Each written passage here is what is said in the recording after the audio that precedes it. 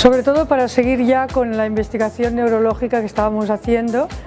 Empezamos de 0 a 3 y de 3 a 6 años con una investigación con Glenn Doman, que él hablaba de cómo se podía desarrollar pues, en las edades muy tempranas el cerebro, cómo podríamos ayudar a generar una mejor organización y todo el tema de las redes sinápticas. A partir de ahí pensamos que era bueno seguir con la neurología e implementamos pues, las inteligencias múltiples de 1984 del Dr. Howard Gardner, y lo mejor fue que nos dimos cuenta que las inteligencias múltiples en la educación infantil son las inteligencias en acción.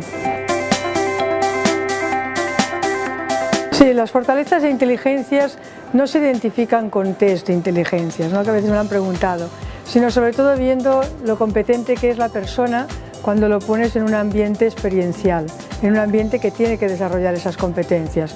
No puede explicar cómo se baila escribiendo una redacción, sino que tiene que bailar. Y entonces los que lo miramos vemos si realmente pues baila, no bien, si baila y si su cuerpo está preparado para ese aprendizaje del baile.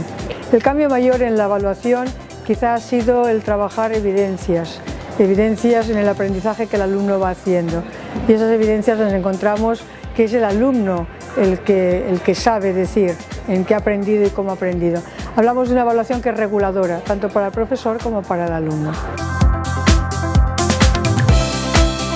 Recursos se puede hacer con más o con menos. El mayor recurso es el profesor.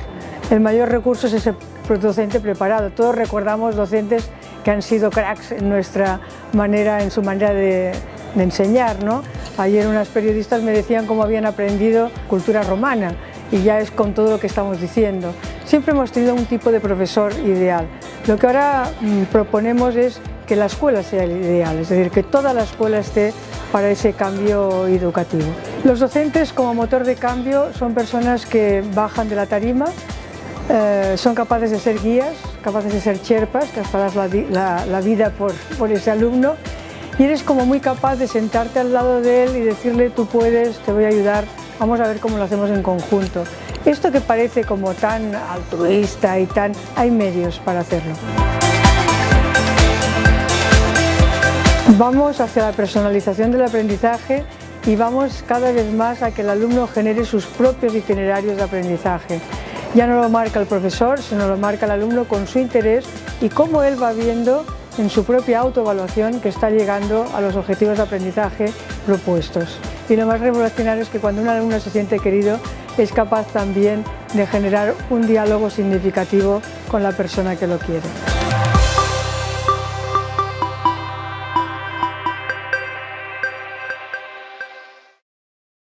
Recibimos ahora sobre nuestro escenario, tal como dijiste José, a Montserrat del Pozo.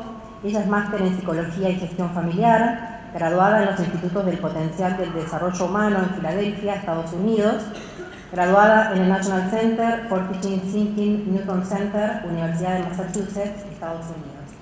Su ponencia del día de hoy: cambio de paradigma en la educación.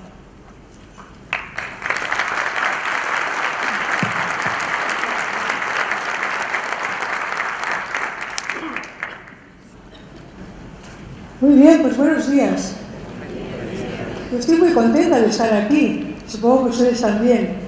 Es una suerte el poder compartir aquello que uno vive, aquello por lo que uno sueña, y tener un público como este pues que te escucha. Pocas veces pues sucede esto, que te escuchen en una conversación. Me gustaría más que el día de hoy, o este rato que vamos a pasar juntos y juntas, pues sea una charla. Una charla. Me encantaría estar sentada al lado de ustedes, de cada uno, y poder charlar por aquello que nos inquieta, por aquello pues, que hace que esos jóvenes, esos chicos, esas chicas, esos niños y esas niñas queramos darles pues, lo mejor, lo mejor. Alguien decía, la educación es lo mejor que podemos dejar a nuestros hijos. Yo creo que hoy hay que dejar un bagaje que va mucho más allá de la educación, que es ese aprendizaje. El tener esa sed de aprender y esa sed, sobre todo, de comprometerse con lo que uno aprende. Bien, y voy a explicarles sobre todo la experiencia de un colegio. Actualmente no soy directora de este colegio, sino que he sido muchísimos años directora de este colegio, donde se generó toda esa innovación y ahora soy responsable pues, de todos los colegios que tenemos en el mundo, que el mundo cada vez se hace más aldea global y como más pequeñito, ¿no?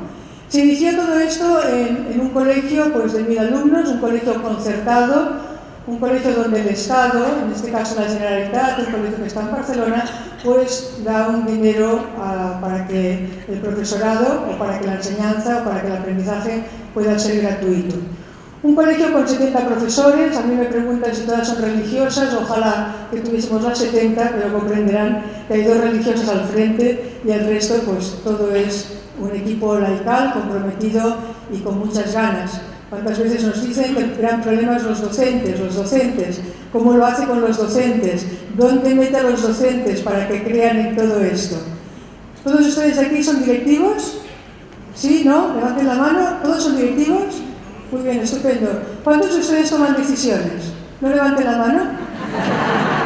Por si acaso, ¿no? El problema de los directivos es tomar decisiones. No tener los cargos, sino cómo tomamos esas decisiones. Y cómo tomamos las decisiones para que ese cuerpo docente o para que esos maestros y esos profesores puedan generar un cambio significativo en las aulas. Pero les voy a decir, por si me olvido en todo el transcurso de lo que hablo, que los que son los motores de cambio no son los docentes, son los equipos directivos. De equipos directivos, no los directores generales, no los líderes, sino el liderazgo del equipo directivo. Bien, sigo. En este colegio tuvimos la gran suerte de un grupo que creyó en el cambio y un grupo que desde el año 1986 empezó a investigar. Por tanto, ahora ya saben casi mi edad, que es un problema, pero bueno, hay que decir las fechas. 1986, una investigación sobre el fracaso escolar, el pensar cómo podíamos hacer que aquellos alumnos que llegaban al final del bachillerato, que tenían una selectividad, es decir, tenían una prueba para entrar a la universidad, una prueba difícil, una prueba que se jugaba en el poder hacer una carrera o no, pues tuviesen no esa nota, sino que llegaban a tener una nota, pero tenían que dejarlo todo. Tenían que dejar la música, tenían que dejar todo lo que era la natación, todo lo que eran sus deportes, y eso lo consideramos un fracaso escolar. Empezamos a investigar y toda la investigación nos llevó a que el fracaso está en la educación infantil.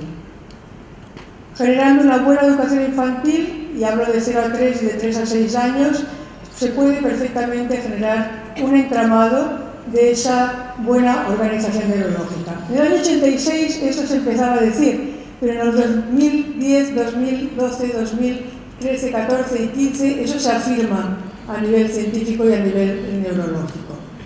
Bien, creímos tanto en el cambio que empezamos a investigar sobre la neurología y plantamos pues, muchos cambios en la educación infantil, una educación muy rica. Después la primaria siguió con todo el tema de las inteligencias múltiples, del Dr. Howard Gardner. Se nos conoce por las inteligencias múltiples, pero las inteligencias múltiples han sido un instrumento, un medio más para ese cambio. Y han sido un instrumento también para que en ese cambio creamos que todo alumno es inteligente. Cuando todo alumno es inteligente, las cosas hay que decirlas de otra forma en las aulas. Y cuando todo alumno es inteligente, al menos el profesor entra sonriendo en el aula diciendo ¿cómo lo voy a hacer para sacar lo mejor de ti?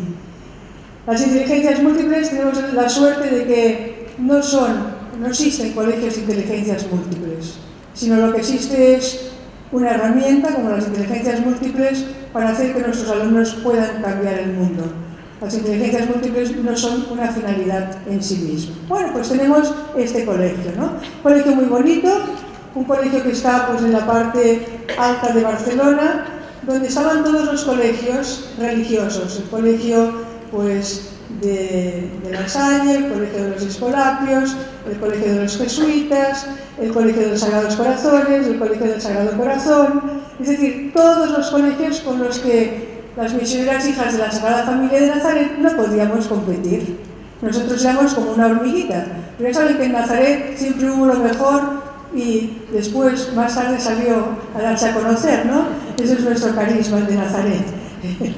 Y resulta que generamos algo totalmente distinto a todos esos colegios que habían y salió bien. Es decir, y hoy me parece que ustedes conocen ya que estamos en muchos países, como pueden ser pues, el Camerún, estos países, en todos ellos hemos generado este cambio educativo. En Camerún con un profesor con 75 alumnos, lo digo para que se animen, en Venezuela, pues en Ecuador, en Colombia, en Paraguay y Brasil, y hoy ya son pues más de 2.526 colegios que están en ese cambio porque se ha dado formación al profesorado. Un cambio sistémico, es decir, es todo el colegio patas arriba para llorar solo un año y no llorar pues cada año con los cambios que vas introduciendo, porque para hacer cambios hay que llorar. Esto es lo más importante. Quien no llora en el cambio es que el cambio no es significativo. Y nos encontramos que nosotras no damos formación. O sea, lo que hacemos es querer cambiar el mundo. Y resulta que nos han dicho que esto lo hacemos a través de la formación y por eso pues hemos abierto esa puerta pues, a poder formar. Vamos a hablar qué respuestas empezó a dar el colegio como respuestas a ese cambio. Por un lado, todo el tema de la neurociencia, de la neurología, con la estimulación temprana. Tendríamos que hablar pues, de qué tipo de estimulación temprana, con las inteligencias múltiples, cómo implementar las inteligencias múltiples. En el campo, sobre todo, de la psicología, ver que hoy un alumno no puede estar 4 horas sentado, esto ya lo sabemos desde el campo de la psicología, y ver también todo lo que son un tipo de metodologías pues, activas, y desde el campo de la sociología. Muchas veces nos preguntan qué pedagogías hay detrás de toda nuestra propuesta. Es una propuesta muy ecléctica, de coger todas las pedagogías que funcionan en el mundo y generar un cóctel. Dicen que una religiosa no puede hablar de cóctel, pero creo que es la mejor imagen que tengo, ¿no? Un cóctel y ver si en ese cóctel pues falta más limón o falta más azúcar o cómo vamos haciendo. Entonces lo importante es cuidar mucho el proceso de implementación para que luego pues, el resultado final pues, sea el que deseamos. Y tenemos pues, tanto a Piaget como Dewey, Kilpatrick, Brunner, Vygotsky, de Clory, Montessori, Feldman, que quizá, repito, lo ecléctico sea unirlo, y también tenemos pues a coger ideas de Peter Senge, que no tiene nada que ver con la pedagogía, ¿no? O coger ideas del mismo Daniel Pink en todo el campo de la motivación, es decir, no solo pedagogos, sino también coger otras cosas que en nuestro siglo XXI pues, nos ayudan. Y nos basamos en 4 grandes transformaciones. Voy a ir un poco rápida porque tengo poco tiempo y para poder llegar sobre todo a los espacios digitales. Estas 4 grandes transformaciones son las que han hecho después de muchos años, es decir, en el 86 empieza esta investigación, en el 94 implementamos el cambio en el Colegio Montserrat, eligiendo como un colegio piloto, podríamos decir, para que se equivocase y los otros dijesen que está muy mal y que no quieren seguir por ahí. Y después del 94 lo que hicimos fue, es que este foco me molesta mucho, lo que hicimos fue, me lo han puesto hace muy poco, lo que hicimos fue en el año 94 implementarlo, y en el año 2000 y 2008 fueron años donde cristalizó totalmente el proyecto, lo cual nos llevó a una síntesis donde el alumno es el centro de todas nuestras actividades. De ese alumno vamos a la familia, el alumno tiene pues un plan personal de aprendizaje, como veremos, pero nos movemos en esas 4 transformaciones que son las que están, diríamos, como acolchando a este alumno. La primera transformación es currículum, metodología y evaluación. Vamos a ver qué es lo que hay ahí. Ese currículum, metodología y evaluación es lo que genera una transformación tal que el rol del alumno y el rol del profesor cambia, ya sería la segunda transformación. Después tendríamos la organización de centros. Si ustedes toman decisiones y son cargos directivos, piensen que es lo más difícil. Cómo organizar el centro y cómo hacer que el inspector te lo acepte. O cómo hacerlo aunque el inspector no te lo acepte, que todavía es más difícil, ¿no? Pero también se puede conseguir. Y después tendríamos pues, todo el tema de los espacios de aprendizaje. Y ahí es donde incluimos nosotros todo lo que es ese espacio digital. Vamos a ver rápidamente. Cuando hablamos de currículum, hablamos de un currículum basado en las inteligencias múltiples, lo cual quiere decir que se puede estudiar pues, la Segunda Guerra Mundial pues, a partir de lo que fue la música, con la música que compusieron los judíos en el campo de concentración de Terezín. Y a partir de esta música puedes estudiar todo lo que representó pues, el tema del Holocausto y todo lo que representó pues, la Segunda Guerra Mundial, ¿no? Nos basamos también en ese currículum en competencias. Hay algunos países que la palabra competencia no les gusta y les gusta la palabra capacidades, da igual. Nos basamos en que el alumno sea competente y para eso necesitamos todo un tipo de pedagogía y todo un tipo de manera de trabajar, ¿no? También nos basamos en un tipo de currículum interdisciplinar, que es ese tipo de currículum que más nos pide pues, la propia vida, porque somos interdisciplinares en todo lo que hacemos, ¿no? Y después un tipo de currículum plurilingüe. Hoy el inglés no es suficiente, ¿ya? Necesitamos que los alumnos no solo hablen inglés, porque el hablar inglés, no iba a decir es lo de menos, es muy importante, pero cuando se habla una lengua también hay que saber qué se dice con la lengua, ¿no? No solo teniendo la mecánica de la lengua, tiene que saber pensar, tiene que saber razonar y tiene que saber expresarlo en otra lengua.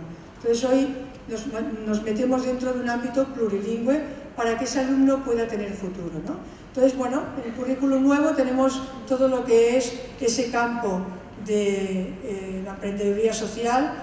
Nosotros la emprendeduría social desde el año 2008 la vimos muy necesaria como una materia, lo presentamos a inspección, nos dijo que no, que esa materia no existía, y entonces cogimos una hora de inglés y una hora de sociales.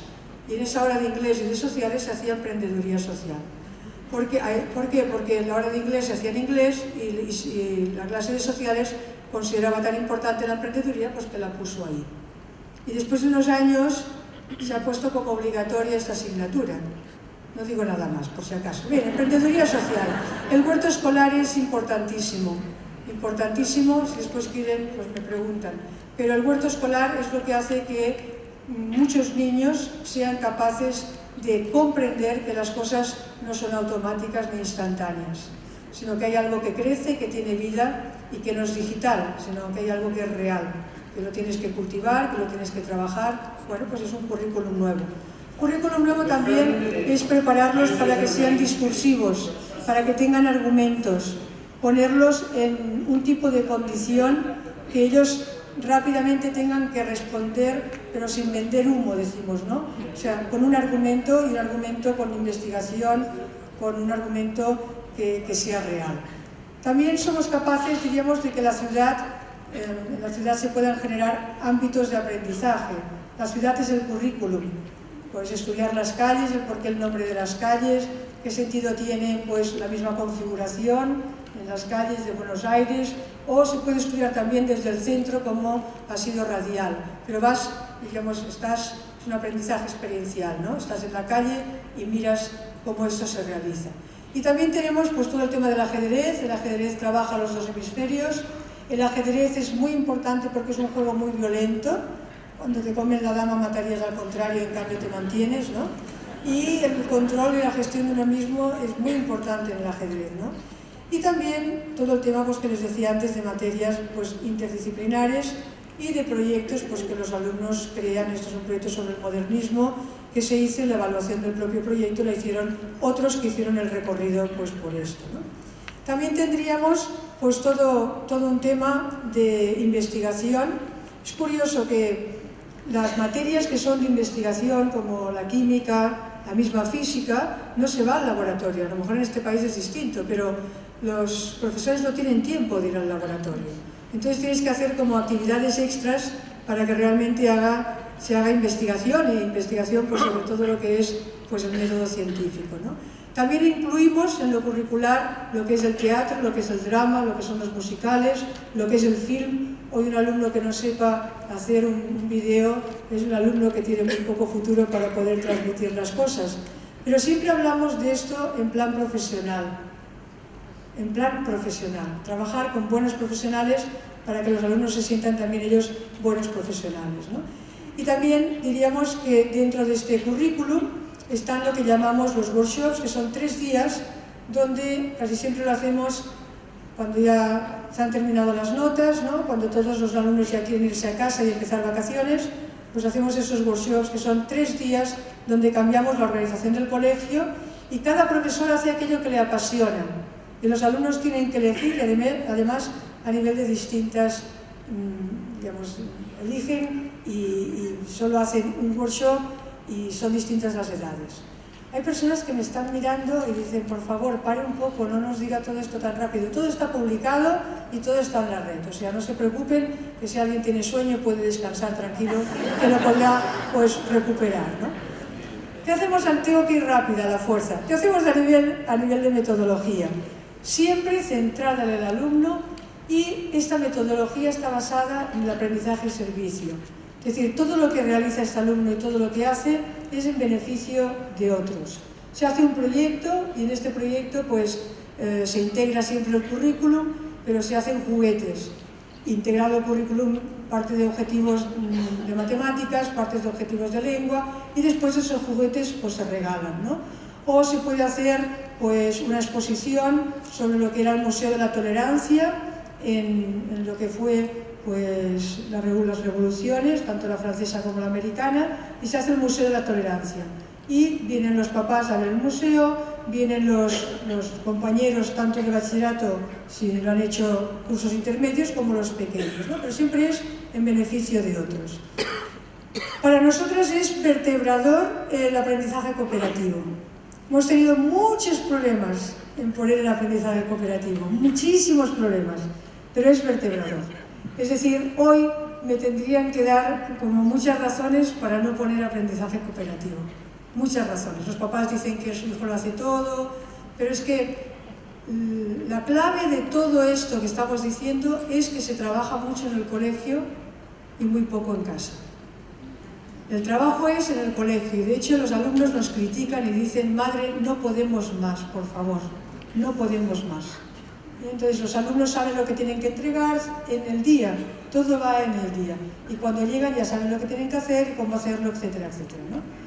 Trabajamos mucho también el pensamiento crítico y creativo. Nos parece que es importante que un alumno sepa pensar, es importante que un alumno sepa debatir, es muy importante que un alumno sepa escuchar, y todo esto se trabaja pues, con una serie de rutinas, una serie de destrezas.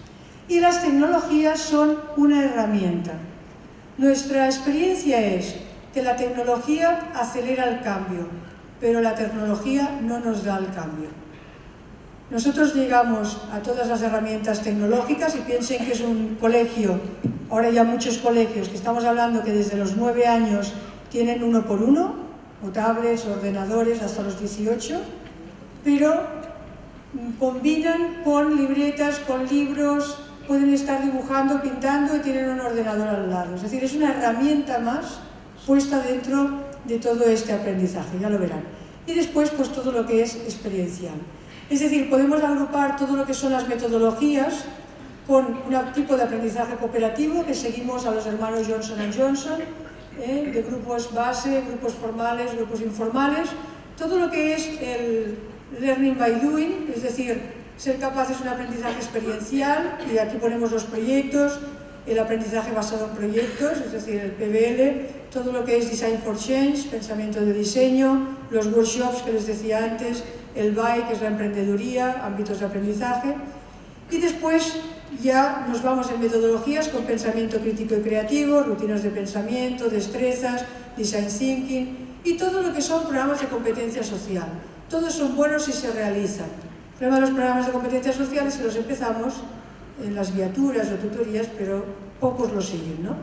Y las tecnologías como herramientas, tanto ordenadores como iPads, como iPods, como móviles, y todo lo de la robótica. Hoy trabajamos mucho en la robótica porque piensen que estos alumnos van a estar todos robotizados y tienen que entender que son ellos los que van a mandar sobre el robot y no el robot pues, sobre ellos, ¿no? Bueno, pues aquí ven unas fotos de lo que puede ser ese aprendizaje y servicio, cómo los pequeños pues, hacen esa destreza de pensamiento.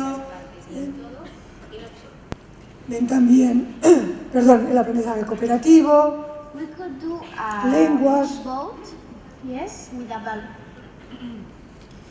Y el aprendizaje experiencial. Muy importante que los alumnos sepan que son competentes y tengan una gran confianza en ellos mismos. Herramientas TIC, siempre para producir. Y aquí les decía lo del ordenador, ¿no? Nosotros creemos que todo alumno tiene que ser como muy capaz de haber trabajado en lo que es el e-learning. ¿Para qué? Para que el aprendizaje sea para toda la vida. Entonces, muchas veces simulamos en materias el Scale Learning para que se pueda ir hacia adelante. Entonces hay que dar en la evaluación un gran papel al campo competencial. Y eso no quiere decir que no haya exámenes, puede haberlos, pero es una nota más dentro de todo el conjunto. Conocimiento los alumnos necesitan, y memoria los alumnos necesitan, pero eso se aprende desde lo experiencial, quizá es lo que nos explican más los proyectos. Entonces, es una evaluación para el aprendizaje, lo cual quiere decir que es una evaluación reguladora tanto para el profesor como para el alumno, porque recuerden que hemos dicho que todo alumno es inteligente, con las inteligencias múltiples. Entonces depende mucho de mí cómo voy a relatar ese concepto, depende mucho de mí cómo voy a hacer que mis alumnos comprendan, no aprendan solo, sino que comprendan ese concepto para que luego lo puedan contextualizar, para que luego lo puedan relacionar, para que luego puedan hacer pues, muchas cosas con él, ¿no? Basada en evidencias, recuerdo en primero de bachillerato, en química, un alumno que el portfolio le valía el 80% de la asignatura, y ese alumno iba poniendo las evidencias de su propio aprendizaje, qué había aprendido con el proyecto, qué es lo que en ese examen pues había pasado, cómo él hubiese evaluado esto, cómo él había hecho otra cosa porque creía que, iba poniendo todas las evidencias y tiene todo su curso en ese portfolio con las evidencias de todo lo que ha aprendido y cómo lo ha aprendido y cómo lo ha hecho, aparte de lo que podía ser pues ese examen, ¿no? Esto es la enseñanza para la comprensión y estamos pues también basada en ella. Tenemos en todo lo que es la evaluación las rúbricas para que el alumno pueda autoevaluarse y pueda ver cómo él puede crecer. Tenemos las inteligencias múltiples, una serie de actividades que se realizan de forma muy distinta y que se evalúan. Seguimiento, reflexión, el tema del portfolio, autoevaluación y la evaluación entre pares.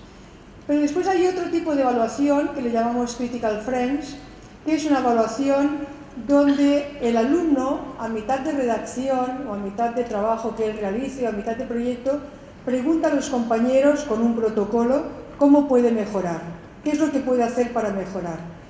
Y precisamente la nota que va a poner el profesor es lo que le han dicho los compañeros, cómo él lo ha incorporado.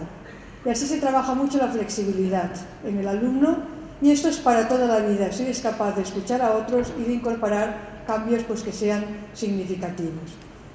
El portfolio casi siempre se realiza de forma digital, los de infantil no, y primero y segundo de primaria tampoco, pero ya los de 8 años ya es todo el portfolio digital. Tenemos todo el proceso, seguir todo el proceso de lo que se está haciendo como productos. A veces también para ese Critical Friends se llama expertos, a expertos pues, que pueden ser papás, otros expertos que conocen el colegio, ¿no?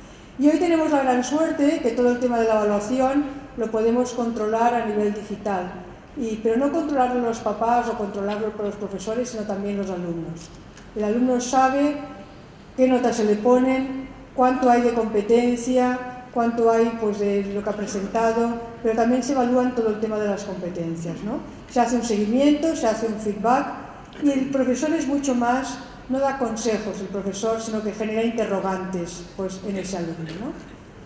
El rol del profesor cambia si hacemos la primera transformación, es decir, de lo que es el currículum, la metodología y la evaluación, pues ya tenemos el gran cambio en ese rol del profesor, ¿no?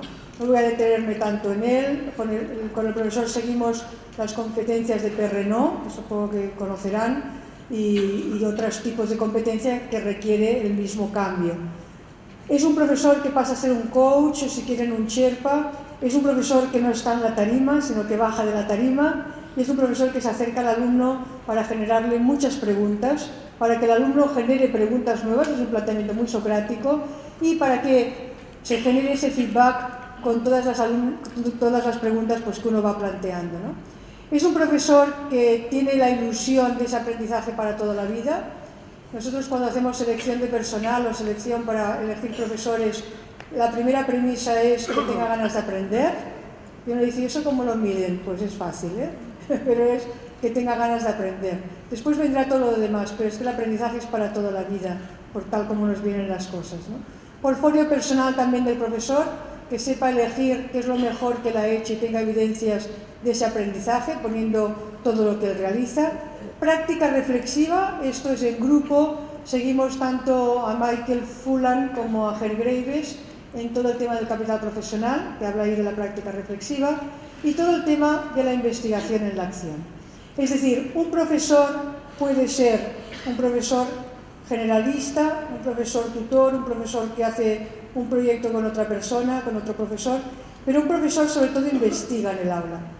Si quieren, ahí tienen una investigación que está en iTunes U, que es gratuita, que se llama pues dando protagonismo al alumno, que es la investigación por parte de 2 profesoras durante todo un año con alumnos de 15 y 16 años, lo que se realizó pues en esa aula. En el rol del profesor, lo que más ha cambiado es lo que decían del team teaching.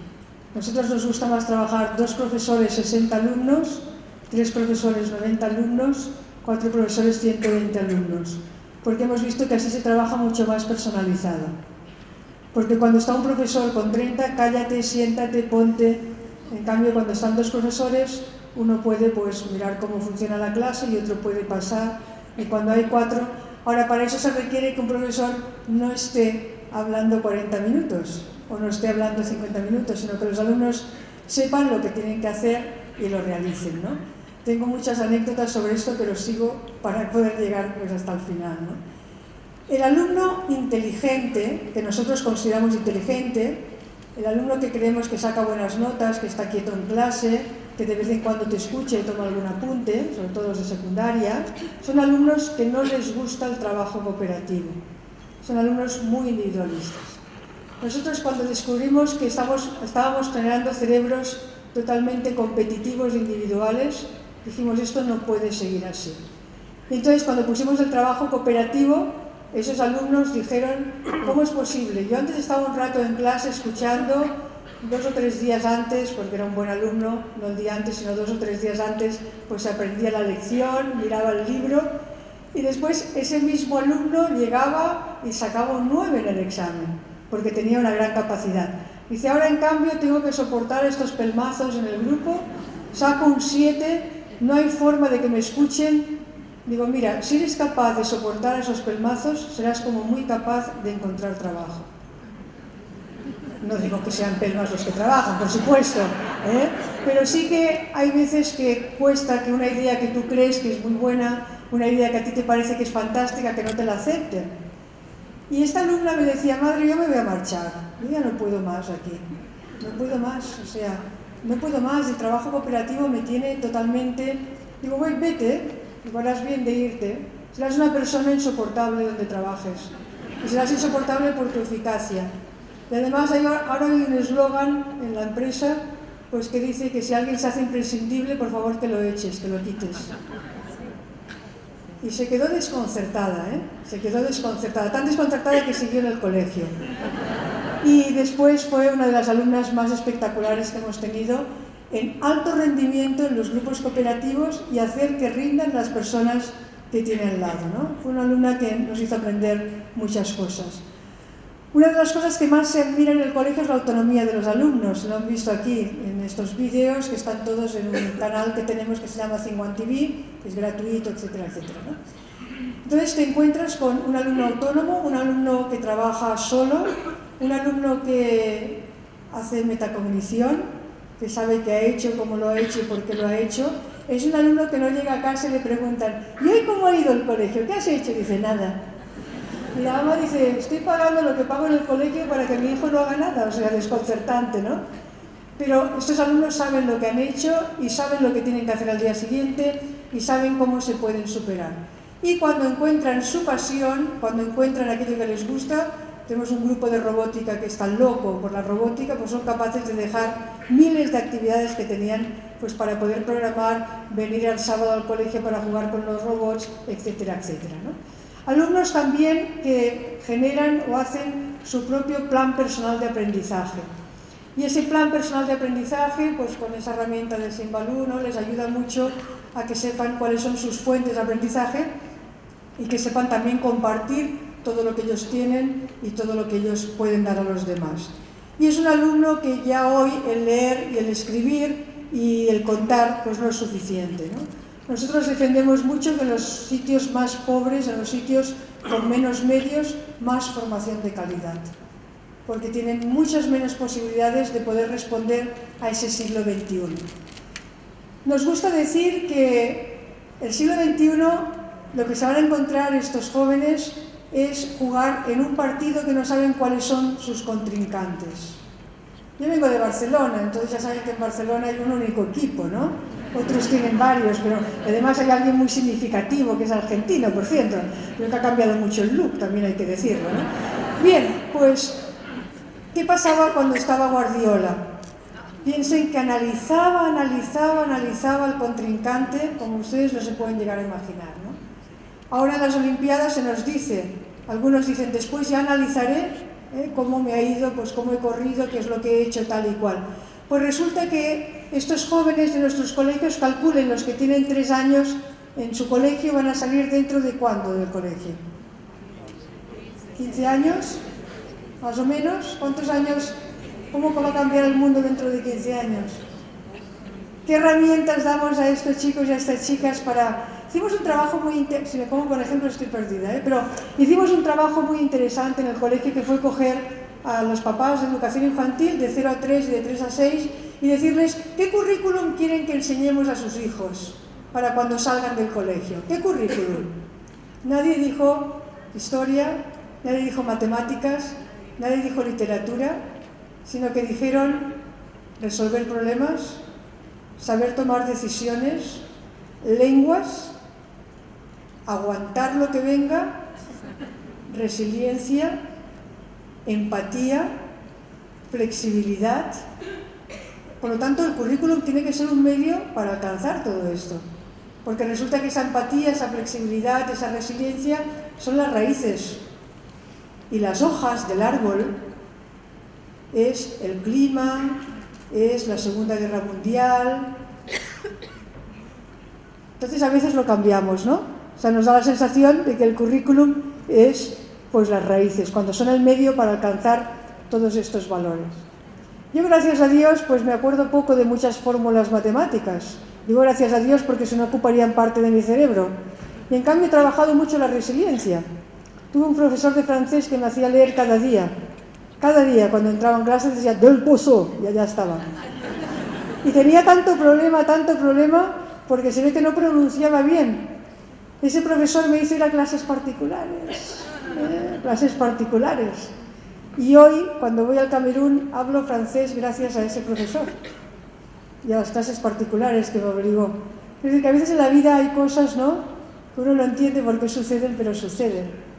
Pero hay que ser como muy capaz de que ese alumno nunca se sienta humillado. Bueno, no me pasó nada, como pueden ver, no tengo ningún trauma especial por ese profesor, pero sí que me costaba entrar mucho cada día pues, en el aula, ¿no?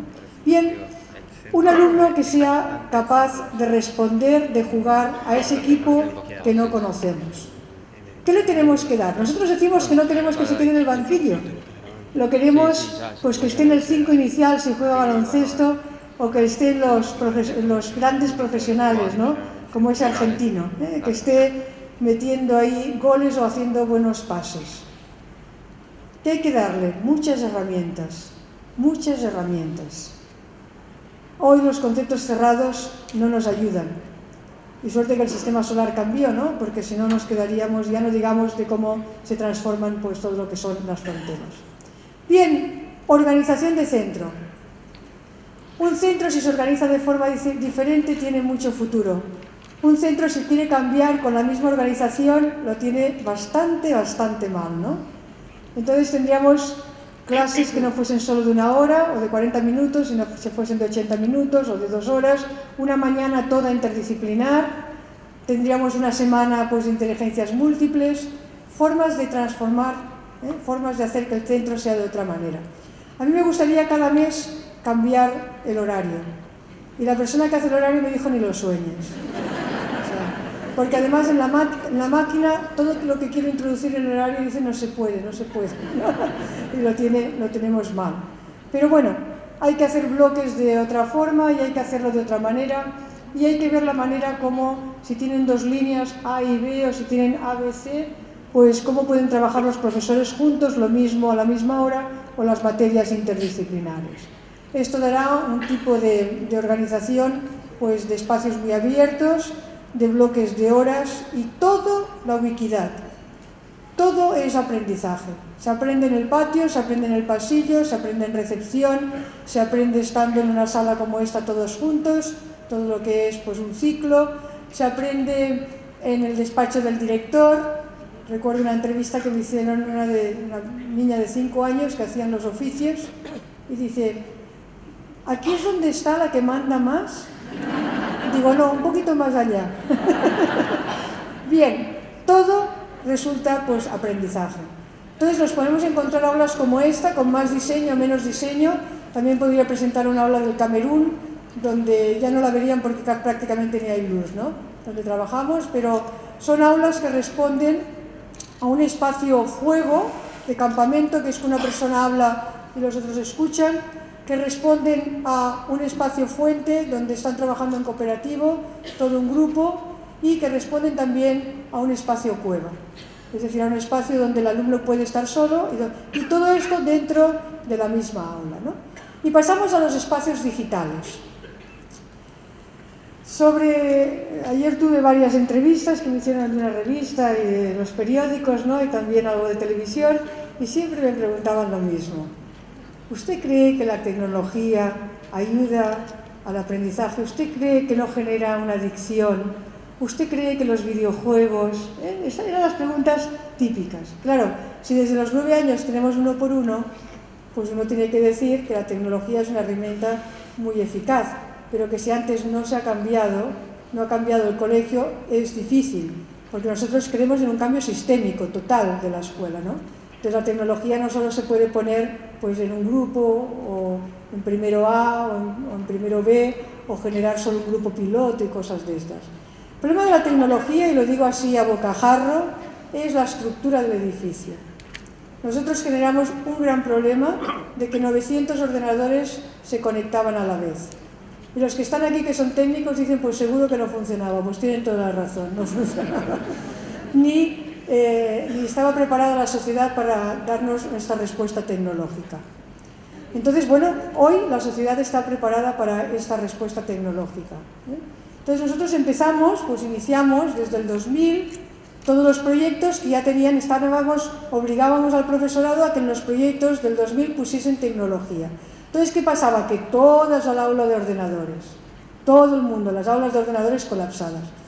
Y cuando uno utiliza el ordenador de esa época, le hace mucha gracia porque no es lento, no. Te puedes ir a tomar el café y vuelves. Porque hoy estamos acostumbrados a que todo sea instantáneo. O sea, tarda 2 segundos más y nos parece ya que ese ordenador pues no sirve. Pero bueno, ahí teníamos el problema, pero ahí estábamos. 2008-2009, ya portátiles en 15 y 16 años, los papás en contra total, o sea, no se pueden imaginar manifestaciones de papás, manifestaciones de docentes, lo que están haciendo con nuestros hijos. Yo he traído a mi hijo a un colegio para que ese colegio fuese una cosa y usted me lo está convirtiendo en otra, pero aguantamos bien, no ven que tengo moradas, ni estoy morados ni para nada. Entonces, fue tal el éxito que tuvo esto, de 15 y 16 años, que en el colegio se generó un humus diciendo, pues esto funciona, esto es positivo, ¿no? Preparamos mucho al profesorado, nosotros trabajamos en plataforma Moodle, porque es una plataforma pues, que en su momento nos gustó y nos pareció pues, que podíamos allí hacer muchas cosas, y empezamos también con ordenadores en 5º y 6º de primaria, en lo que equivale a 10 y a 11 años o 9, 10, 11, sí, 9, 10, ¿no? Más o menos.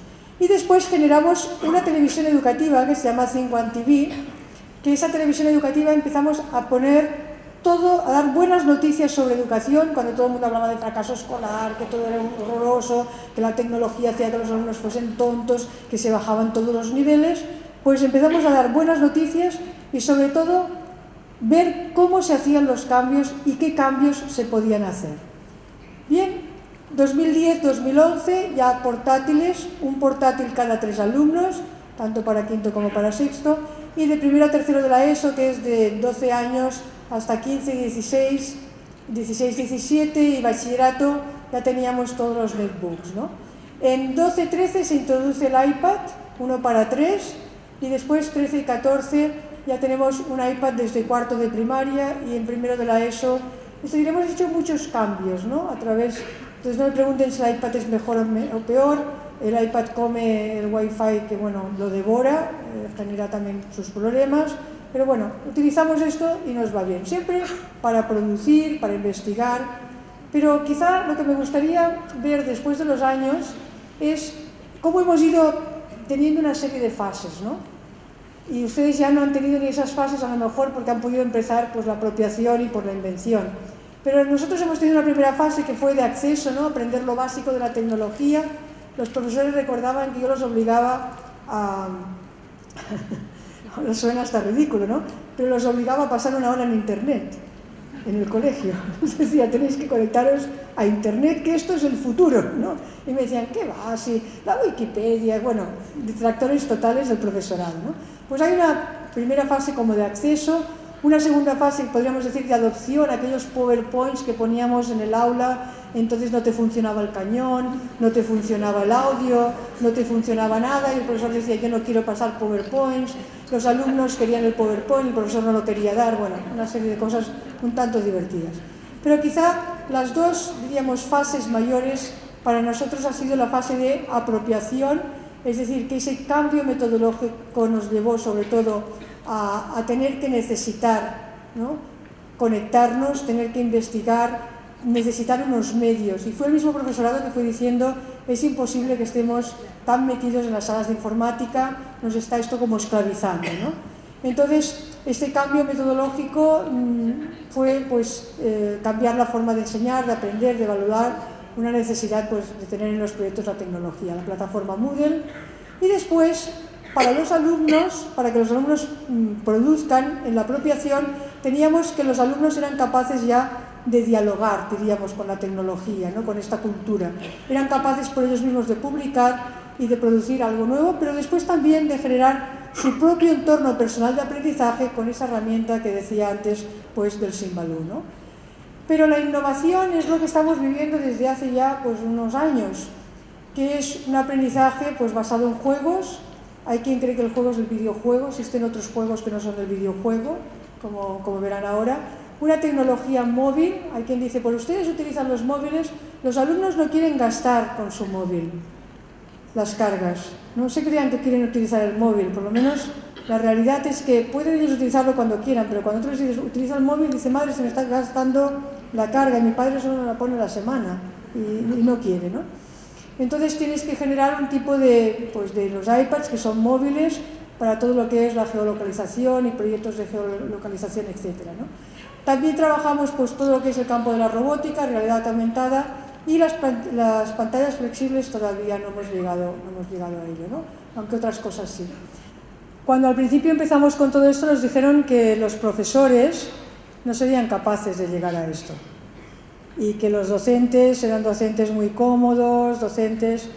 Cuando se es capaz de generar la necesidad del cambio en el docente, en el maestro, y cuando uno es capaz de que el docente se sienta un buen profesional y confíe en sí mismo, es capaz de generar estas cosas. ¿Es fácil? No. Lo sabemos todos que no, pero es posible. Es posible. Y esto se ha realizado tanto en Camerún, tanto en Paraguay, en todos los países que les he puesto antes, pero se ha realizado con un tipo de profesorado que a lo mejor nadie hubiese soñado que hubiesen podido hacer estos, ni ellos mismos. Esto tendríamos lo que llamamos los paisajes de aprendizaje, es decir, cuando el alumno entra a la plataforma Moodle, se encuentra que el profesor ha puesto esta imagen y el alumno tiene que recorrer lo que el profesor le marca, un poco lo veíamos en la ortografía, ¿no? Pero hemos generado este diseño porque la plataforma Moodle es una plataforma muy fea y como una plataforma que va una cosa detrás de la otra y al alumno no le gustaba. En cambio esto entra bien y genera también sus propios pues, itinerarios, ¿no? Hay actividades que son obligatorias, hay actividades que son pues, más optativas, pero siempre tiene que llegar a lo último. ¿Qué nos han aportado las tecnologías? Y termino porque estoy fuera de tiempo ya. Han aportado una colaboración a tiempo real, nos han aportado calidad en los productos, mucha calidad y mucha autenticidad, un acceso a diversidad de fuentes, por ejemplo, bachillerato está siempre con profesores universitarios, ya sea de Yale, ya sea del MIT, que el profesor elige. Y después, algo que nos parece muy importante es la personalización del aprendizaje, que cada alumno pueda generar sus propios itinerarios y el seguimiento y la evaluación, ¿no? Tendríamos como 4 fases o 4 niveles, pero esto lo dejo. Y terminar diciendo que para nosotros o para nosotras lo importante ha sido cuáles son las fuerzas de cambio. Esas fuerzas de cambio las reflexionamos, somos capaces de generar acciones en esas fuerzas de cambio. Por ejemplo, hoy se sabe que las 3 grandes fuerzas de cambio son la revolución neurológica, la revolución digital y la globalización. Entonces coges revolución neurológica, fuerza de cambio. ¿Cómo influye esto en el aprendizaje? Pues influye en cómo tenemos que trabajar a los niños de 0 a 3 y de 3 a 6 con toda esa revolución sináptica. Reflexionamos qué podemos hacer, qué programas se pueden hacer, cómo podemos estimular a esos niños. Desarrollo profesional, implementamos formación y de esa formación implementa el profesorado la acción en el aula, seguimos, reflexionamos cómo ha ido y volvemos a plantearnos nuevos retos. Por lo tanto, esto es, diríamos, nuestro reloj del cambio. El ser capaces de ir todavía generando cambios. ¿Por qué? Porque estamos viendo cuáles son esas fuerzas del cambio que nos están viniendo. ¿Qué es el qué no sé, qué no sé? No lo que ya sé, sino reflexionar sobre lo que no sé, que no sé. Todo lo tenemos publicado, hemos publicado toda la experiencia y hemos generado manuales para nuestros profesores y también vamos a dejar pues unas páginas web, ¿no? Think One TV, que les decía, televisión educativa donde está el cambio, donde me consta que muchos claustros han cogido vídeos y los han trabajado, y está también traducido conferencias del Dr. Howard Gardner, de David Perkins, toda la formación que hemos ido recibiendo, la hemos ido plasmando ahí y traduciendo. Después el Colegio Montserrat, como el colegio inicial, pero tenemos Colegios Innovadores, que es otra página web donde están varios colegios, y tenemos el Nazaret Global Education, que es lo que es a nivel mundial, con estas páginas web. Aquí tienen mi mail, montserratdelpozo@misionesnazaret.net, y bueno, el Twitter para que vean que también, pues, me decía un señor, dice, yo estaba con usted al lado y cuando vi que usted tuiteaba, pensé, Dios mío, está tuiteando, quizá que también me ponga yo. Digo, bueno, si sirve para esto, pues al menos sirve para alguna cosa, ¿no? Muchísimas gracias por la atención, perdonen por ese recorrido atropellado y sobre todo, créanse que el cambio es posible y puede haber otra forma de explicar y otra forma de cambiar los países y otra forma de ser la alternativa a la educación y a muchos países. Muchas gracias.